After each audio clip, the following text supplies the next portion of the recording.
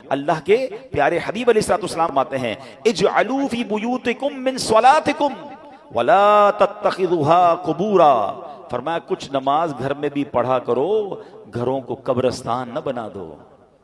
اس کا مطلب beautiful house ہے، ایکسٹرا ایمبیانس ہے، شاندار فرنیچر ہے، سب کچھ ہے میرے اور آپ کے گھر میں، سٹینڈ بائی جنریٹرز ہیں، اور اگر نماز نہیں ہے نا تو وہ گھر قبرستان ہے۔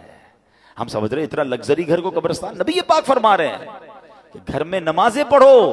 یہ مردوں کے لیے تو یہی حکم ہوگا کہ مسجد میں آ کے پڑھیں، مگر کچھ نوافل گھر میں بھی پڑھیں، کبھی شراق چاش پڑھیں، کبھی تہجد پڑھیں، کبھی دیگر نماز کے نوافل پڑھیں، مگر خواتین گھر کی، بچے، یعنی گھر میں اللہ کرے ایسا ماحول ہو کہ جب نمازوں کا وقت آئے تو ایک کمرے سے تلاوت کی آواز آ رہی ہو، کہیں سے نمازوں کی پتہ چل رہا ہو۔ ماشاءاللہ کتنے خوش نصیب ہیں وہ لوگ جو گھر جاتے ہوں تو گھر والے نمازیں پڑھ رہے ہیں۔ ابھی ہوگا یہ ماحول۔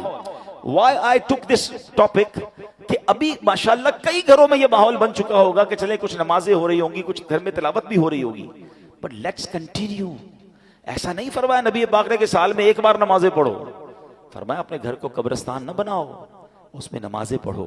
اے میرے پیارے اسلامی بھائیوں، ایک اور جگہ پیارے آقا فرماتے ہیں اکرموا بیوتکم ببعد صلاتکم، یعنی کچھ نمازوں کے ذریعے اپنے گھروں کی عزت بڑھاؤ۔ آپ چاہتے ہیں نا گھر کی عزت بڑھے، آئے ہے جس گھر میں نمازیں ہوتی ہیں نبی پاک نے فرما دیا تو حق ہے اس گھر کی پورے محلے میں عزت ہو جائے گی۔ آج بھی دیکھیں علماء کے گھر، امام صاحبان کے گھر لوگ دعا کروانے آتے ہیں، گھر میں نمازیں ہو رہی ہیں نا، عبادت ہو رہی ہے، اللہ اس گھر کو ممتاز کر دیتا ہے۔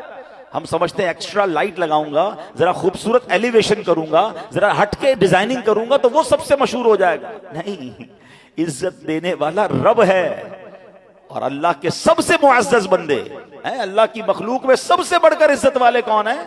ہمارے آقا علیہ الصلوۃ والسلام ہے۔ وہ فرما رہے ہیں کہ کچھ نمازوں کے ذریعے اپنے گھروں کی عزت بڑھاؤ۔ نماز کے بارے میں ایک اور حدیث سنو، الصلاۃ عماد الدین، نماز دین کا ستون ہے۔ مجھے بتائیں نا، ہمارے گھر کے پلر نکال دیں تو گھر تو گر جانا ہے نا، یہ تو ایمان کا پلر ہے، مگر اس کی فکر نہیں۔